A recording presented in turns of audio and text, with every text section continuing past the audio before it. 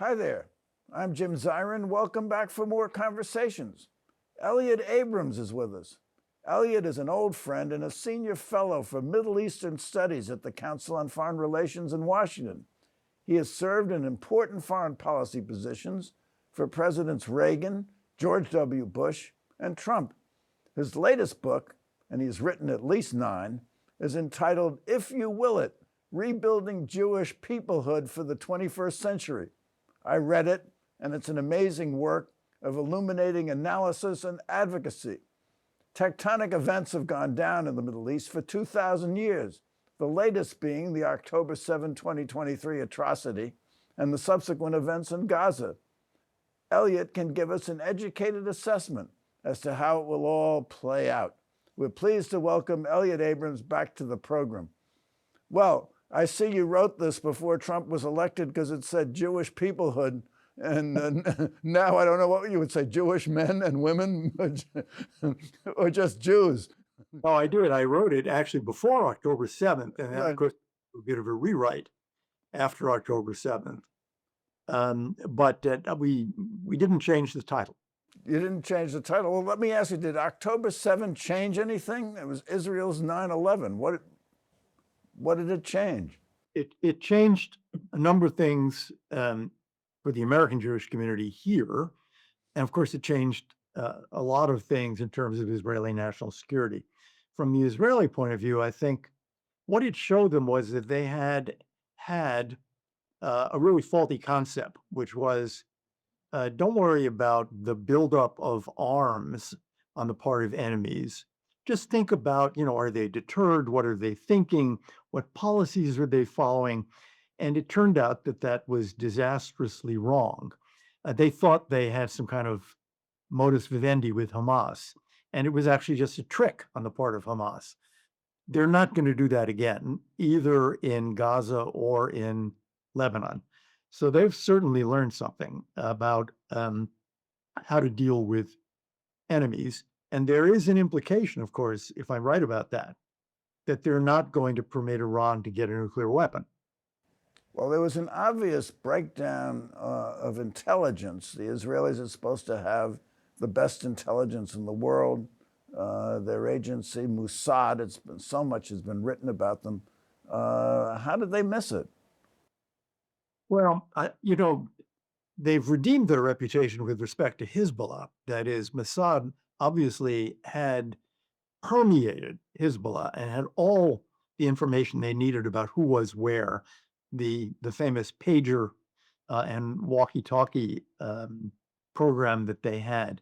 But I think when it came to Gaza, they were relying on this idea that they understood Hamas, that Hamas just wanted to rule Gaza, and Hamas was deterred from any major action against Israel. That is, they thought they understood what was going on inside the heads of the Hamas leadership, and they didn't.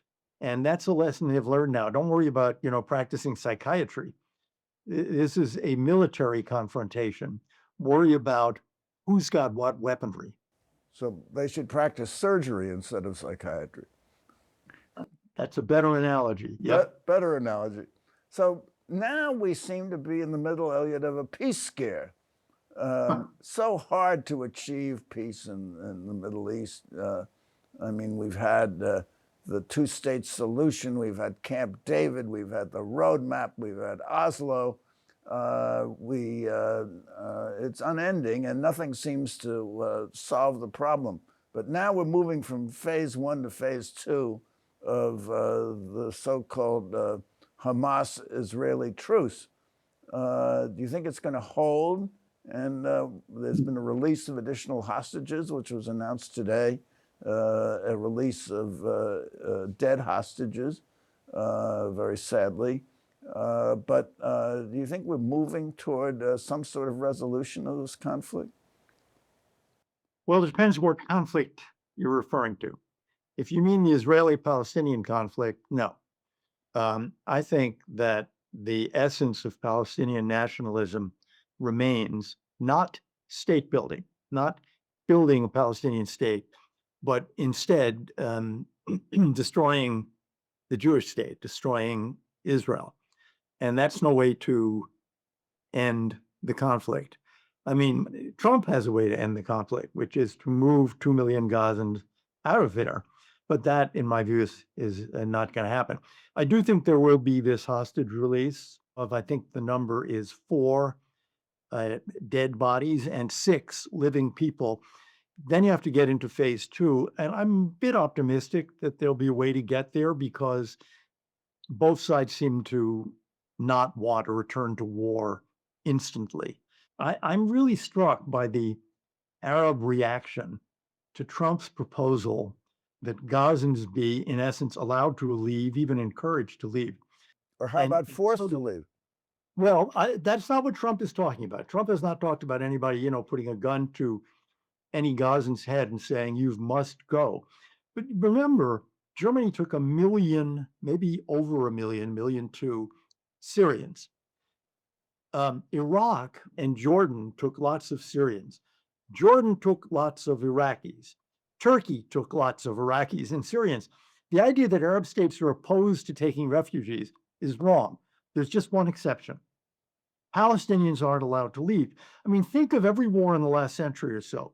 World War I, World War II, Korean War, Vietnam War, the Afghan War. Civilians are always able to get out of the way of the fighting. The only civilians in the world who are not allowed to get out of the way of the fighting, who are never allowed to leave, are Palestinians. And I think the reason for that is they have to show their steadfastness in the struggle against Israel. That's why the Arab states don't want them to leave. And that's really quite inhuman. And Trump, in the statement he made about this, actually talked about nobody can live in Gaza like a normal person. Why can't these people have normal lives? No Arab foreign minister has actually said anything as humane as that about Gazans. But it's not going to happen, I think. Well, there is the argument under international law, which I suppose is relevant here, that when one country or one group unjustifiably invades another and loses, they lose their sovereignty. And this is what happened in 1945 in the so-called Sudetenland. Sudeten Germans were relocated in Germany, where they've been very happy and they've prospered. There is the Treaty of Lausanne in the 1920s, where Greeks and Turkey exchanged populations. And there are other examples in history. So what is so immoral about having the Palestinians live in Arab countries of their choice? And isn't the problem not that they can't get out, it's that no one's willing to take them? You encountered that in the Bush administration with Guantanamo. You wanted to close Guantanamo, but you couldn't find any country willing to take the prisoners. Well, 2 aspects to this. One is that they are not allowed to leave. That is, Egypt closed the border, and Egypt has not accepted the idea that any substantial number or any number of Palestinians would move there. The King of Jordan was in Washington last week and graciously said he would take 2,000 sick children. 2,000? I mean, there's 2 million Gazans. So that's the first problem. If you offered them visas, who knows how many would actually voluntarily leave because they want a better life for their children. But then we get to your second point. Nobody's offering visas. Nobody in Europe. Certainly the United States is not, the Canadians are not, the Australians are not, and the Arabs are not. And in this, Palestinians are actually unique. Because as I noted before, I mean, 1 million Syrians were welcomed in Germany, but nobody anywhere is saying, yes, let's have 1 million Palestinians come here. And again, I think the reason is that they want to maintain this kind of struggle that says we'll never accept that Israel is permanently here. Well, that seems to be the issue. But what about the Israelis? Can't they offer them visas and safe passage to another country? Well, they could certainly offer them safe passage, but to where? I mean, Well, that, that's at the end of the day, that's the question: who will take the Palestinians? yeah. I mean, there's plenty of space in the sense that Sinai is largely empty. There are large empty areas in Jordan. There are large empty areas in Saudi Arabia, but they're not going to do it. I think President Trump will find that out if he doesn't know it already. Well, Trump's plan is to clear it out entirely and then redevelop it, maybe a series of hotels on the Mediterranean. He called it the Gaza Riviera, Yeah. Mara Gaza, Gaza, right there in the Gaza Strip. I mean, is there any prospect that that could happen, and who'd put up the money to do it? No, I mean, yeah, oddly enough, the person who I remember talking about Gaza this way was the late president of Israel, Shimon Peres. When Israel got out in 2005, he was talking about Gaza as Singapore.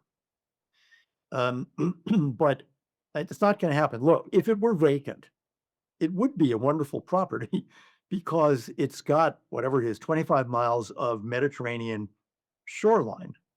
Um, and if you go back to the days when the Israelis were there, which is what, 1967 to 2005, 15% of all Israeli agricultural production was in Gaza. Fruits, vegetables, it it was pretty productive, flowers.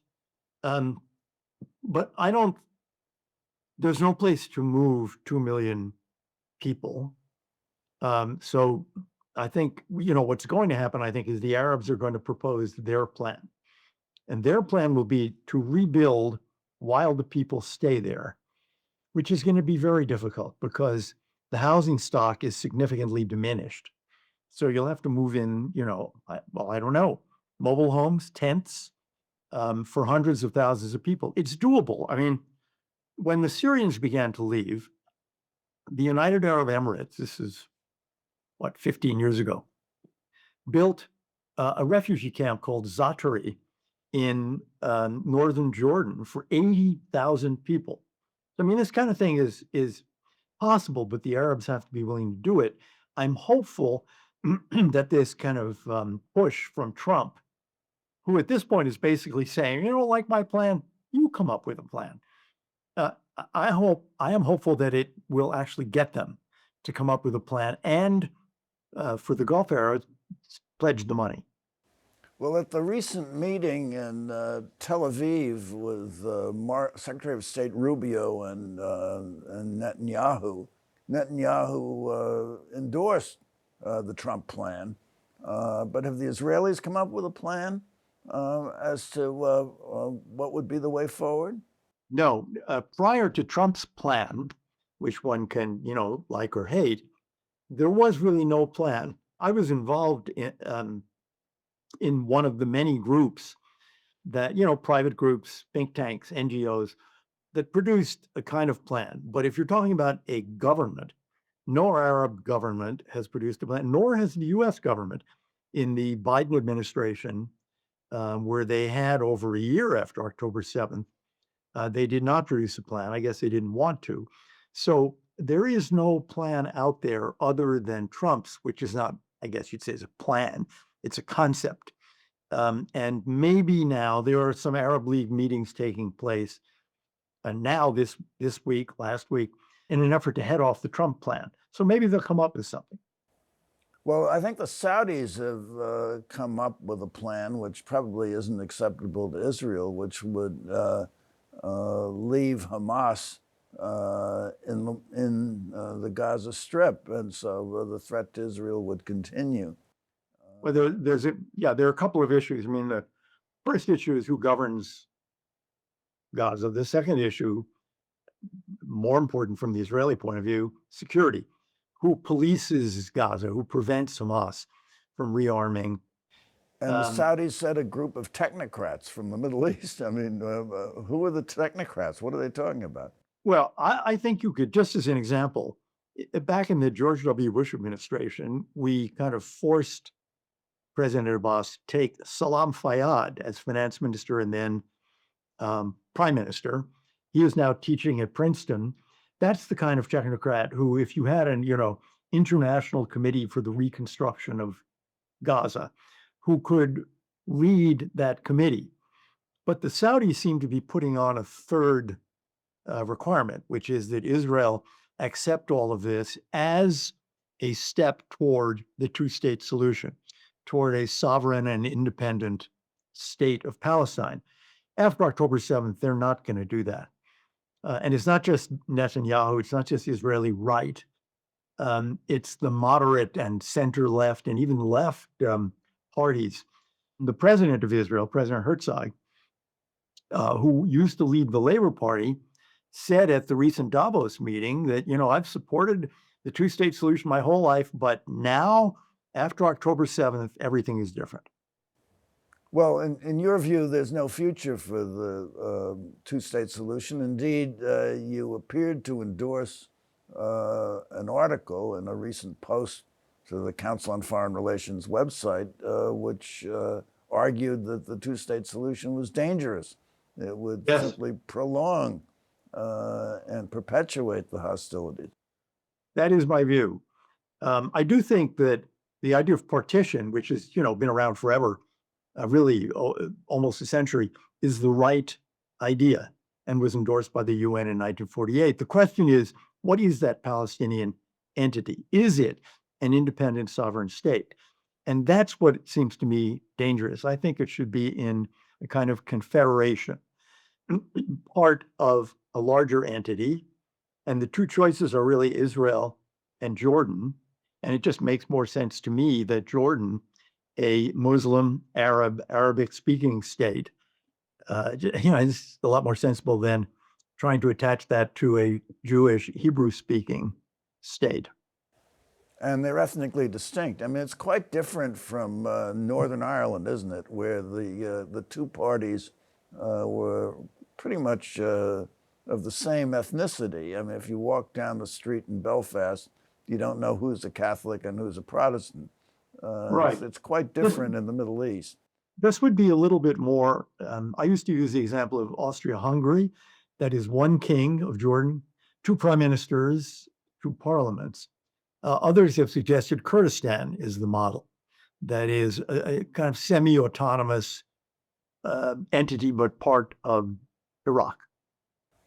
But nevertheless, maybe it's the Arabists in the State Department, or maybe it's those with kind of a diplomatic provenance, continue to endorse a two-state solution. I mean, Richard Haas, in a recent newsletter, talked about an Arab security force and talked about, no Hamas participation and governance in Gaza, but the PLO would have the governance, Palestinian Authority would have the governance.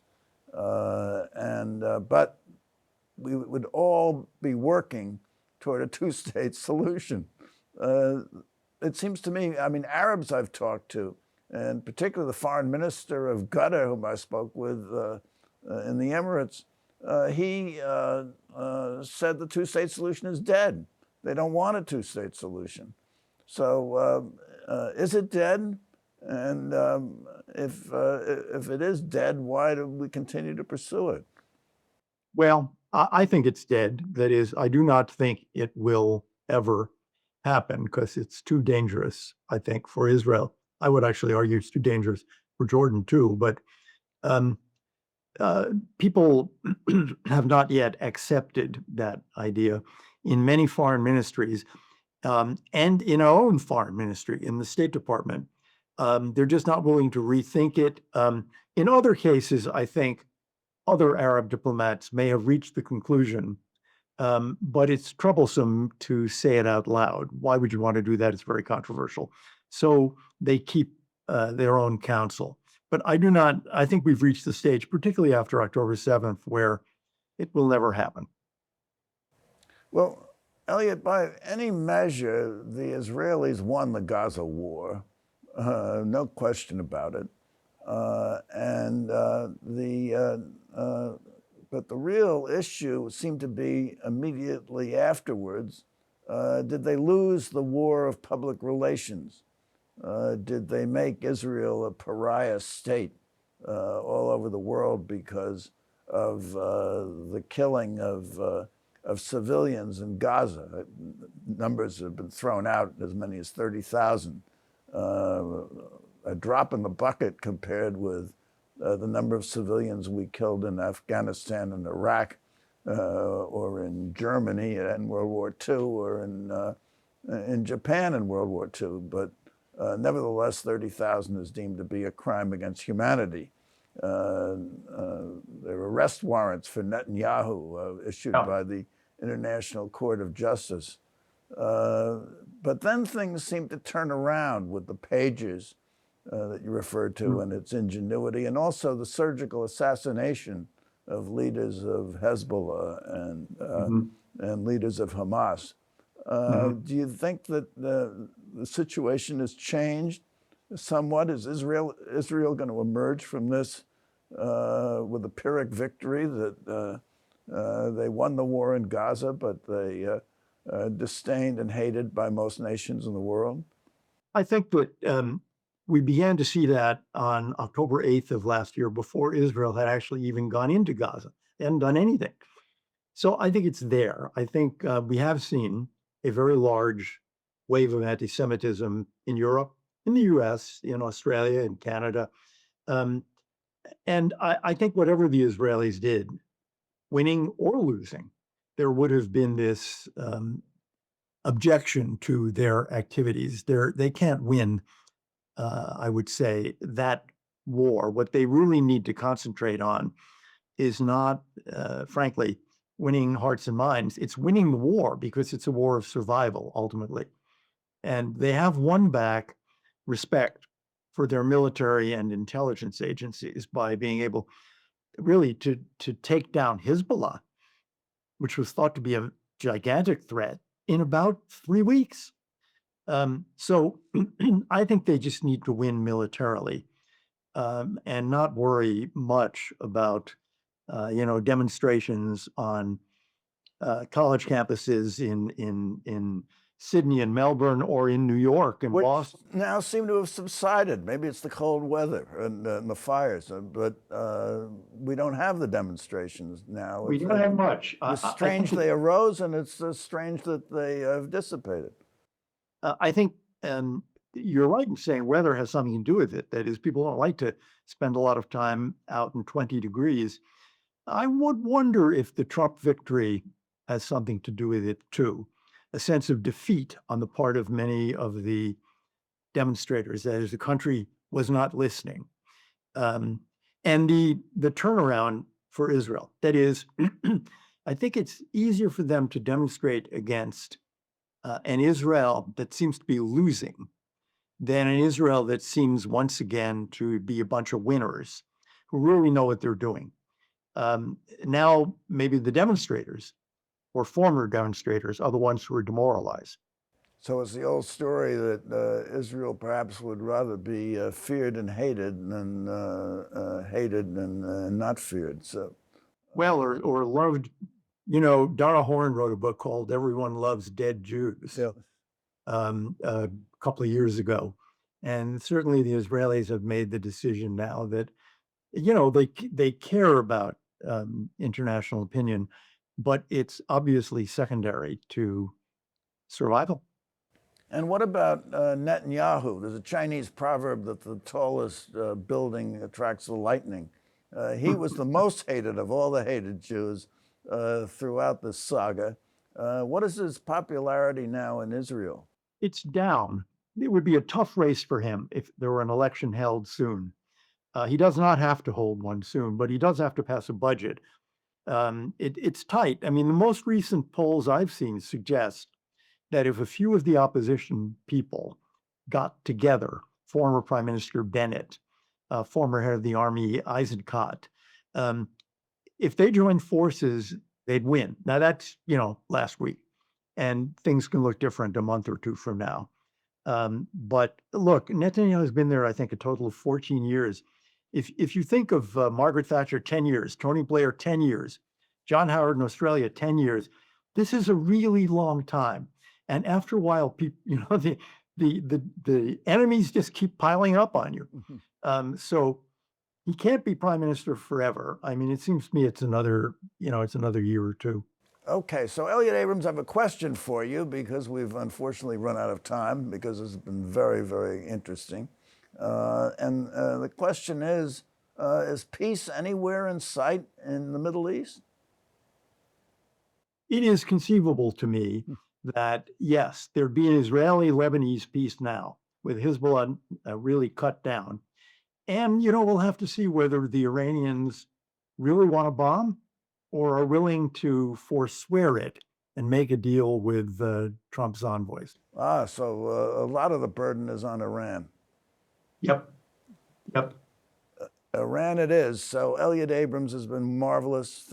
As always, thank you for coming by. Thank you for coming by. Tune in next week for more conversations. I'm Jim Zirin. Don't forget to download our app, CUNY TV app, and you can get all our programs while you're on the go. Be well, take care, and all the best.